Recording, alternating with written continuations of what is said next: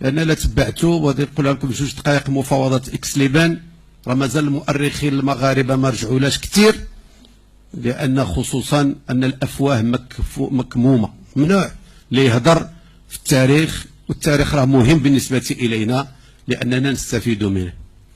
هذه المفاوضات اريد لها ان تكون مفاوضات من اجل فريق واحد وليس للمغاربه ككل، ولهذا قبل ما ناخذ الاستقلال ديالنا اللي كان عندنا فيه خلاف، راه مازال ما استقلنا، لا زلنا ولا زالت اراضينا مغتصبه، وحتى الشعب المغربي لا زال مغتصبا حتى هو.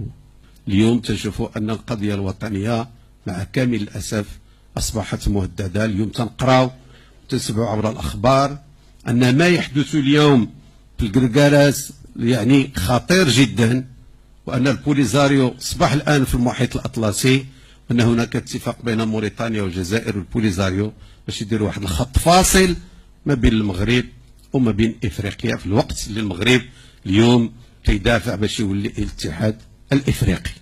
وان يعني التلفزيون الرسمي وبعض الجرائد اللي هي ابواق اللي تظن انه انتصار المغرب، اليوم لا. اليوم خصنا الحقائق نقولوها للناس ونقراو عاود اش تقول الموندو، اش تقولوا الصحافه الاوروبيه. اليوم في القرار ان الاقاليم الجنوبيه اللي هي ارض مغربيه محضه اليوم ما داخلاش في الاتفاقيه ديال الصيد البحري وديال الفلاحه. يعني واحد المسائل من ماشي نبقاو نروجوا للمغاربه شي حوايج، لا، المغاربه خصهم يعرفوا كل شيء. اكبر عدو عندنا والله ما الفقر، والله ما الجهل، والله ما الاميه، الخوف.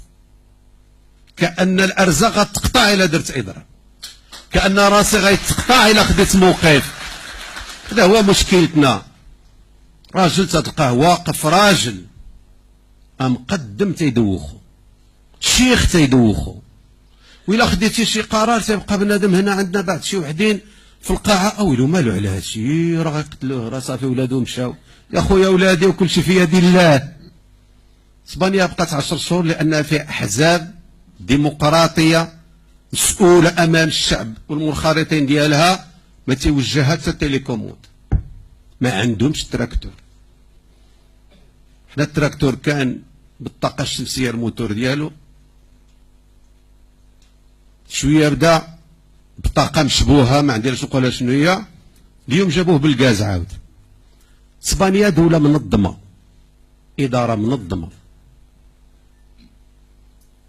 اسبانيا احزاب ديالها اللي بقاو تيتنافسوا فيما بينهم. اسبانيا دستورها ماشي هو دستورنا، الملك يسود ولا يحكم اسبانيا، لكن حنا لا، حنا عندنا المؤسسه الملكيه، رئيس الدوله عنده كلمته في تشكيل الحكومه وكذلك حتى في اختيار الاشخاص. هذا المنطق. لان النهار اللي خرج حزب الاستقلال تصريح ديال ستيفن كيران قال ان السي فؤاد علي الهمه ساعدني لترميم الحكومه. وكذلك لما دخلنا احنا في 2012 كنا قررنا في اللجنه التنفيذيه لحزب الاستقلال اننا غادي نطفيو التليفونات الا ما كانش وزاره التجهيز وبعض الوزارات المهمه ما داخلينش. فاذا به تيجي السي فؤاد علي الهمه والمرحومه زليخه الناصري الى منزل الامين العام وعطاوها اللائحه وكانوا هما الوزراء، ودخل حزب الاستقلال للحكومه. راضينا ام لا، المهم دخل حزب الاستقلال للحكومه. تجي بعض الجرائد اليوم وبما فيها كما قلت لكم الجرائد الافريقيه والدوليه ان حميد شباط هو العرقله ديال الحكومه. او حميد شباط واش هو اللي مكلف بتشكيل الحكومه؟ اش هذا حميد شباط معرقل؟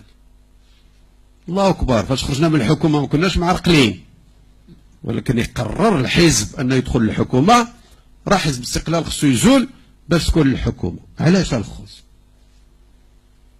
باش التراكتور يبقى في الحكومه. والمعركه مع التراكتور بدات في الجنوب الخوص، اكديميزيك. كانت حرب اولا على حزب الاستقلال في الجنوب لتنحيته وتصفيته، راه تنخسروا بزاف ديال النقاط فيها. باش نكونوا واضحين وواقعيين، بير الحلول اللي كان منطقه عازله فيها تدفن محمد بن عبد العزيز المراكشي، ما قربوا لنا شي اللي خصهم يعرفوا الناس. ولهذا الاخوان اللي مبلوكي الحكومه راه معروف، ولكن غير تيزيد في الطين بله، تيزيد في الطين بله. هادشي لا اللي يحل المشكل. مشكل اما الحكومه تكون برئاسه رئيس الحكومه الحالي، اما العوده الى انتخابات سابقه لاوانها، كتكون في مارس او افريل.